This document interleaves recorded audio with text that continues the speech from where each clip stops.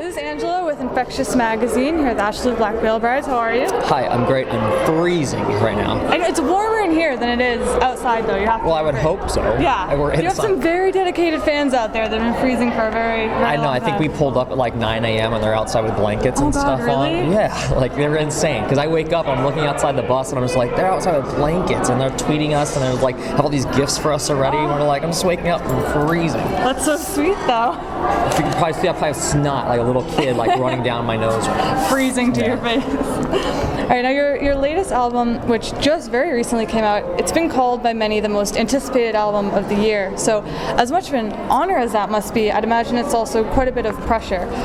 So what do you think, looking back, the teen in you who first began playing music would say right now, if they knew what was to come? Well, it was our most anticipated record, so we couldn't wait to release it, because when we were writing the music, we knew what we were doing and like how big of an endeavor it was for us, and to try to do something that no one else was doing at the time, and something that like made us excited. So we wanted to take our time with it. So we are excited for it to come out, and so for us to like play it live now is like, it's just stellar. It's like really cool because we have more production and lighting and all these cues that go along with like the thematics of like the record itself.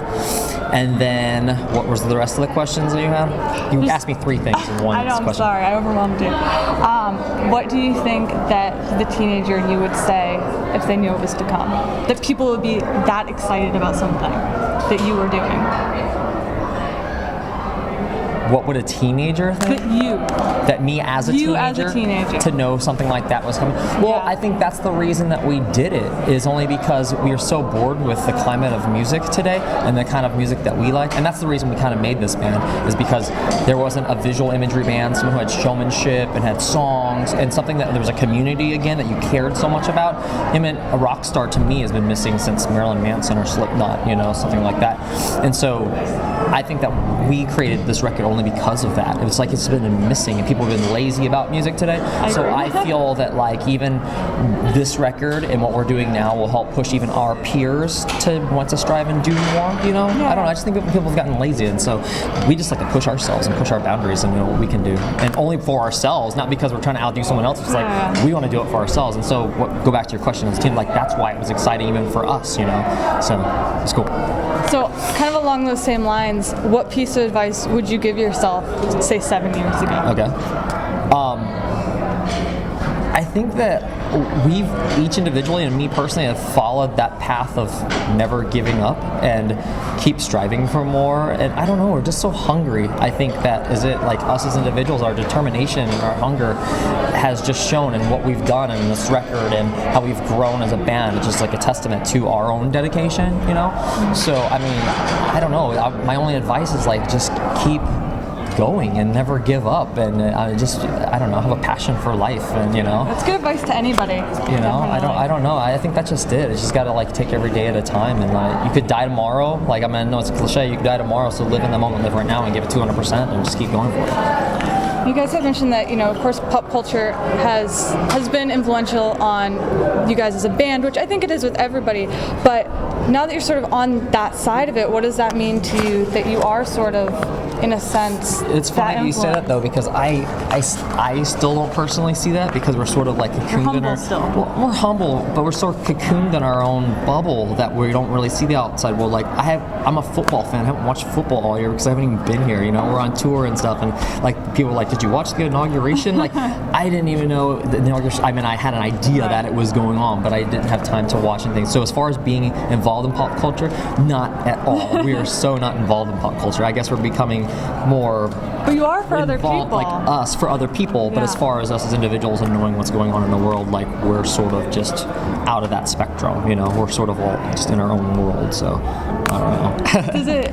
Do you ever think... I mean, I know that we see our faces everywhere now, even more than we did before. I can't even imagine. So, it's how weird cool, that is. because my friends will, they're tweeting me like, I saw you on like a commercial for Nickelodeon the other day or something, and they'll like send a screen cap of it, and I was like, all right, cool, whatever, we'll just keep going and watch your day. But. So what must that be like to you to know that you're the face of being influential in pop culture to so many people, and that you're having that kind of influence on them. I mean, it's really powerful. I think that was another thing that we've always strived for, was being the face of a generation and a culture, because again, that's the reason we made this kind of band, because the climate of music, it was so boring, and there wasn't a culture or a community, and that's why this band exists, because all the people feel like they belong to something. This is a community, it's a family. And Black Veil Brides isn't just the 5 of us, it's everybody who out here comes to our shows, and we try to involve them in that aspect. So I think it shows.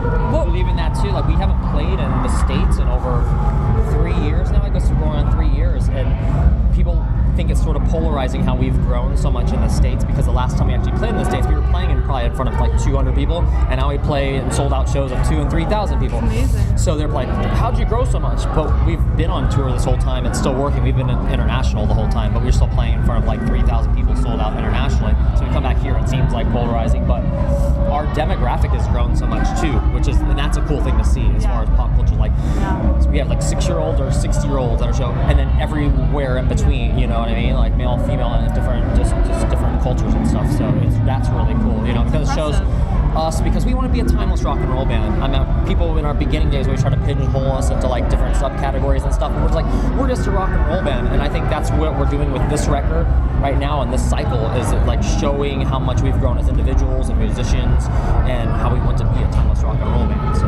I think a lot of people are getting it right now, though. So that's cool. I think you're on your way. Thank you. So being in the position that you are, that we've talked about, it seems like people are either, putting you on a pedestal or trying to tear you down. So how do you maintain, that much positivity, just kind of keep doing what you're doing and just, I think the negativity always comes from jealousy, but whenever I hear and see stuff like that, it only makes me want to like push harder.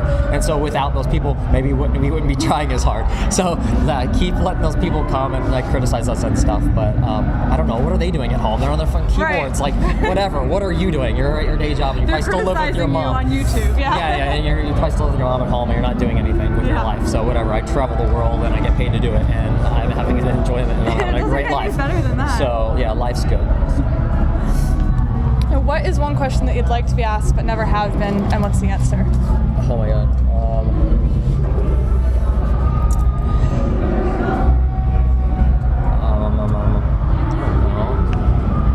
I think a misnomer, I think, is like people always asking about how we're a big influence in their life by saving their lives and being a hero and stuff like that. Pressure. I think, and that's a lot of pressure. But, and we said this too, is like, I don't think it has to do with don't let me be a hero to you for what I've done about being a musician or a band, because that's not really, like, maybe a testament to more of what I've done in my life, where we've all come from, and our struggles too, because we were all kids too that grew out of small towns.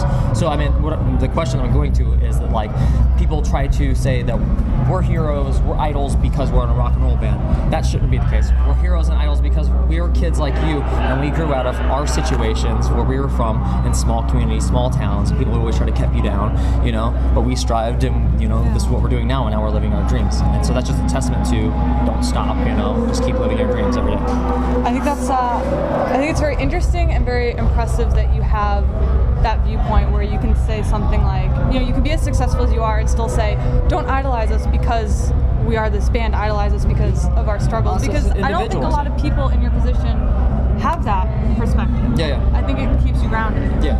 No, I'll be welcome to be an idol and a hero to our fans and our kids and stuff, but not because I'm in a band. It should be because I was a small kid from a small town. I grew up in a town of 200 people in Missouri, and so, like, I don't know. It's just like I just had a dream. I just had a dream. I was like, I want to go to Los Angeles one day, and I want to become a rock star. So. And thank you so much. Is there anything else you'd like to add? Just don't give up. Chase your dreams.